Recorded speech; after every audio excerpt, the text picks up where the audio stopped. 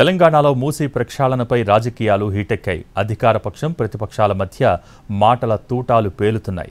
Musi ప్రక్షాళనపై BRS నేత కేటీఆర్ తీవ్ర విమర్శలు చేశారు. బీఆర్ఎస్ కామెంట్స్కు ధీటుగా రివర్స్ కౌంటర్ ఇస్తోంది కాంగ్రెస్. మూసీ ప్రక్షాళన చేపట్టింది బీఆర్ఎస్ఏ అంటూ కౌంటర్ ఇచ్చారు మంత్రి శ్రీధర్ బాబు.